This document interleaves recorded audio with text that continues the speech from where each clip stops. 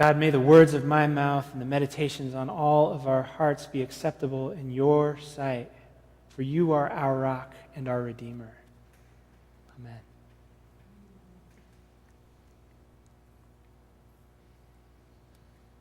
So we've been working our way through Brian McLaren's book, Naked Spirituality. It's a book of a bunch of different spiritual practices, and each week, the practice for the week is summed up in one word. So we've moved through here, and thanks, and oh, and please, and help, and sorry, and in recent weeks we've been in wind, and no. And this week, we come to why. As we've gone through these different weeks, we are going through different seasons, is what Brian McLaren calls it, seasons of faith. The first season being a season of simplicity, just basic gratitude. I am present with God and I'm grateful for your presence here. The second season is complexity, like things are kind of not all right, so I'm praying a different kind of prayer now. I'm praying help and please be with this other person that I'm concerned about, or I'm sorry for the ways I've messed up. And then the third season that we are now in and have been in the last few weeks is the season of perplexity. What to do when things are not right. When things are not good. The spiritual practices of the season of perplexity have been the practice of crying out, when? How much longer am I going to be suffering like this? They've been the practice of crying out, no, I refuse to believe that this is as good as it gets from you, God. And this week, we come to why. The spiritual practice of seeking meaning, of laying out our case and our truth, but then holding that question open and inviting deeper understanding. For the spiritual practice of why, it's twofold. First, we lay out our truth, and we do not hold back from that. And then we open the question for deeper understanding. The spiritual practice of why is faithful,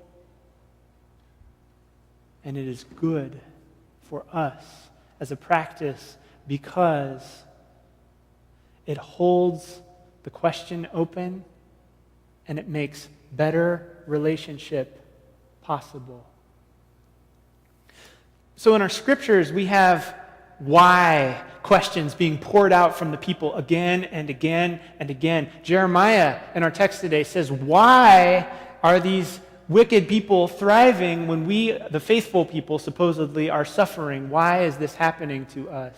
In the second psalm, for any of you who know Handel's Messiah, there's that great song, why do the nations so furiously rage together, right? Second, David is raising that question, why are these nations rising up against me, against you, O God? And then Jesus, in perhaps the most poignant and terrible articulation of why, when he's on the cross, says, my God, why have you forsaken me? Brian McLaren writes that when Jesus says that at this moment, he is stretched out spiritually as much as he is physically. He's crucified between the my of faith, my God, and the why of abandonment. Why have you forsaken me?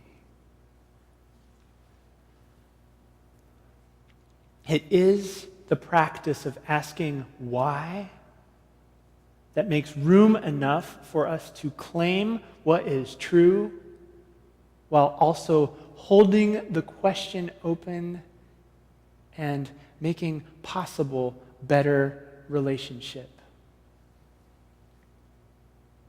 Now, of course, asking why isn't the only possible way to respond when we're in great stress, right?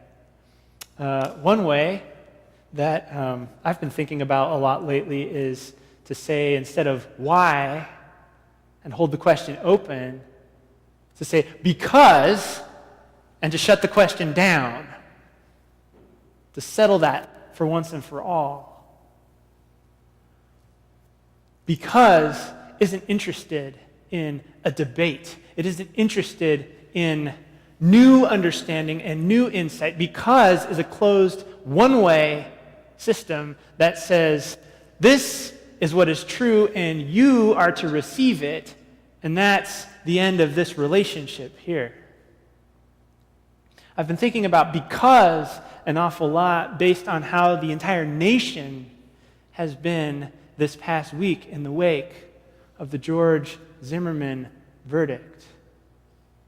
There's not a whole lot of why do you feel this way? Let me listen to you. There is an awful lot of this is what is right, and I'm going to tell you what is right because, and an attempt to shut that down.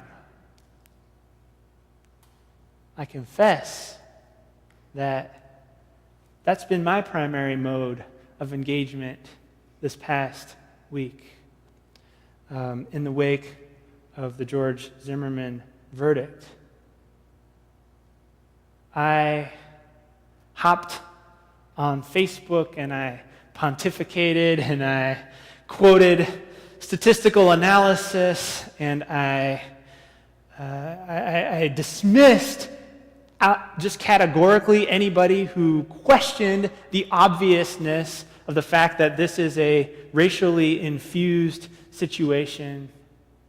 I got big on my soapbox and I preached out there. And by the way, Facebook is a really horrible method of communication. Facebook is an awful way to communicate important things between people, right? Like, I had this great echo chamber going, like everyone was like, or the only people who were responding to the stuff that I was posting were people who were like, yes, that's totally right. And so I was getting like, amens and stuff, but like, that is not the same thing as constructive engagement across difference. And I feel convicted as a white person who cares deeply about racial justice in this country at this time. I feel like I have not upheld my role as an ally, as a person who cares about justice, if I am not willing to engage with people who think differently than I do.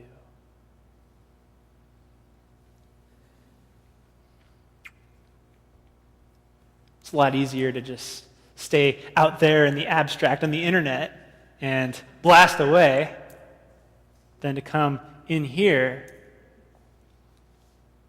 get face to face. I know some people in this church who don't agree with me on this question. Some of you may be sitting right in the sanctuary right now. But instead of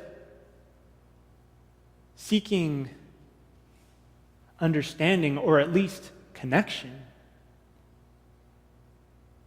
I've been much more content to hold on to my because. And what is worrisome to me is that I know that there have been folks in this community who have felt like they're not able to approach us as pastors because they sense that our position is because, and we're closed off. I know that's been a perception this past week, and closing off relationship with folks is not a good way for any of us to move forward.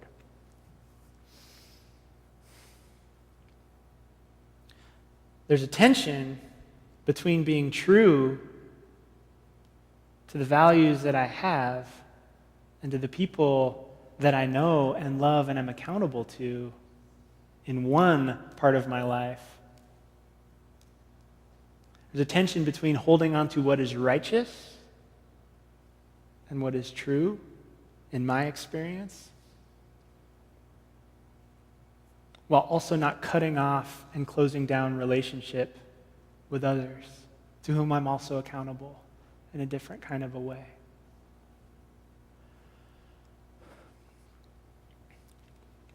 I'm offering you this kind of window into what my processing has been this past week as a means of invitation. By the grace of God, we have an opportunity to take inventory for ourselves. What are the areas of because in our lives?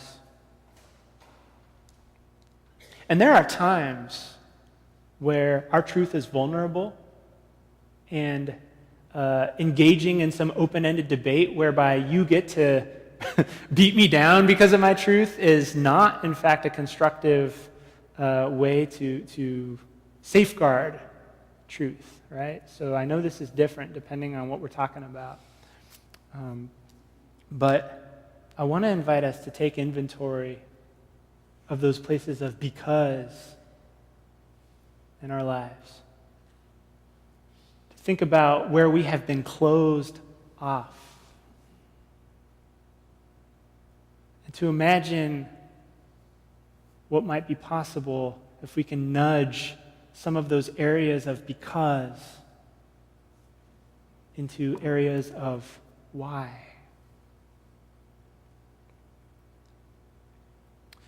Why, which is to be able to say, this is what I believe, this is my truth, so why are you coming in this other way?